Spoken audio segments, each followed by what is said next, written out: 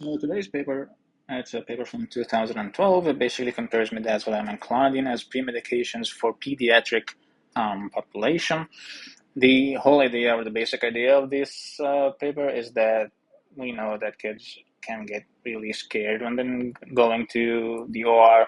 So we want to give like a pre-medication that helps them cope with all the stuff that happens through the OR. I think so. The three big things that the authors decided to use as an evaluation of which medication is better are when we take the kids away from their parents and prepare them to go to the OR, and also, when, of course, when we get an IV access, and when we apply the mask to their faces. All these three, these are basically the three big things that happened. So yeah, they are the three pillars that they use to assess which medication was better. The two medications we have today are midazolam and clonidine. Of course, this is a very old paper, but still very, very valuable and very relevant.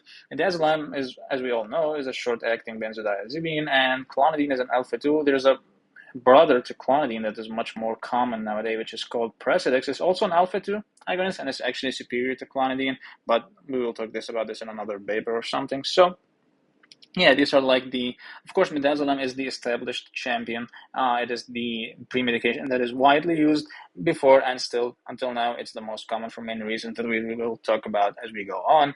The methodology of the paper is that pretty straightforward. One group received midazolam, the other group received clonidine. It was randomly assigned 60 patients that had elective surgery. The notable difference between both drugs, before we start talking about the the pharmaco stuff, is that actually midazolam was administered 30 minutes before induction, and clonidine was administered 90 minutes before induction, which is a point that goes for midazolam, is that it is a very short acting, as we all know. So clonidine actually takes much more time to reach its highest therapeutic effect. So it was required that it be administered 90 minutes earlier. Okay, so how do we tell if the medication is actually working? So they came up with two scales, the anxiety scale and the sedation scale. Basically, if you score between 3 and 4, you're good to go. If you score less, then the drug didn't really have much effect on you. And the sedation scale, 1 point is alert, 1 is alert, 2 is awake, 3 is drowsy, and 4 is asleep. And the anxiety scale, 1 is panicky, 2 is fearful, 3 is slightly worried, and 4 is like calm, friendly, doesn't care about what's going on. So yeah, so we want the medication. In order for us to be able to say that this medication actually worked and provided adequate anxiolysis or adequate sedation, we need to be between 3 and 4 in both scales.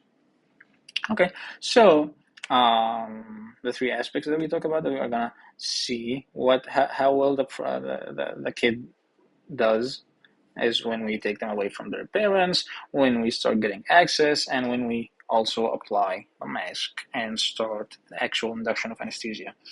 So the first stop was that parenteral separation. Clonidine was much superior than midazolam, with 80% of the children in the clonidine group actually being adequately sedated, while only 30% in the midazolam group being adequately sedated, which again means scoring between 3 and 4. And of course, this difference is statistically significant. But don't let this fool you, because the next slide will show something very interesting. So the next slide is actually how well the child is sedated while gaining IV access, while actually beginning to do the naughty stuff, the access, the mask, all these things, okay? So here we see the clonidine dropped to only 33%, okay? It was 80% when we separated them, when we took them away from their parents. When we started poking them, it only dropped to only 33%. It's a very significant drop. Midazolam clonidine was still superior than midazolam, with only 23% in terms of sedation, okay, but this drop is very, very significant, okay?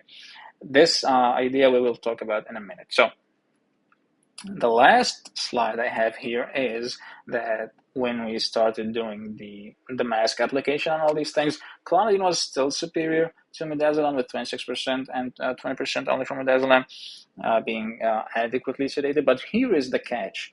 In terms of anxiety, when we are talking about which drug is more superior, in terms of parental separation, in terms of getting IV access, in terms of applying the mask and beginning the anesthesia process, midazolam wins in all three. So midazolam is a much better anxiolytic than clonidine. So even though in the beginning it looked like clonidine was much better in terms of sedation when we took them away from their parents, but moving on, and when we start poking them and applying the mask and doing all these nasty stuff to them, midazolam is actually better in terms of making them and keeping them calm during these procedures, which is pretty much the most important thing in terms of long-term traumatizing the kids and remembering all these stuff, like they were very worried, they were very emotional, and that's one of the big things that are concerning and one of the big reasons why we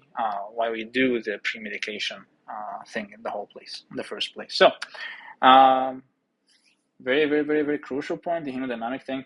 Clonidine is feared, and is always feared for its hemodynamic complication, and basically the main two things are drop in blood pressure and also bradycardia.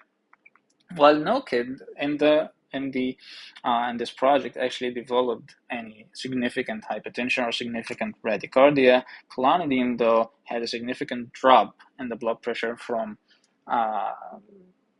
doesn't matter really the number in itself. They didn't develop, the idea or the takeaway here is that they did not develop hypotension, but their blood pressure actually dropped a little bit. And compared to the midazolam, which did not have really any hemodynamic changes to mention. So this is one of the feared complications of clonidine. No one in this study developed significant hypotension or significant bradycardia, but it is definitely something to keep in mind.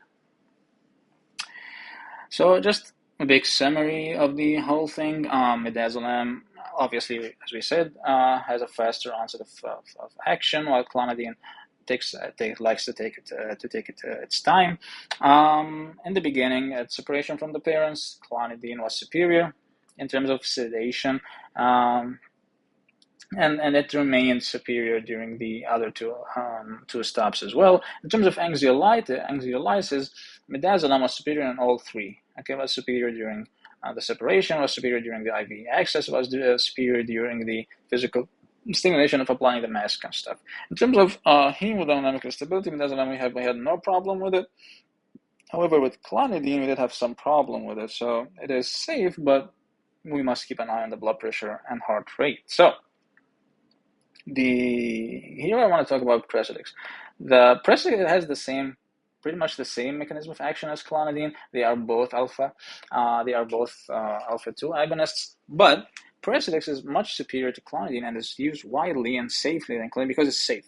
That's the idea. Because it does not really cause any significant drops in blood pressure. It could cause, but much less common than clonidine in terms of blood pressure, in terms of respiratory depression, in terms of heart rate.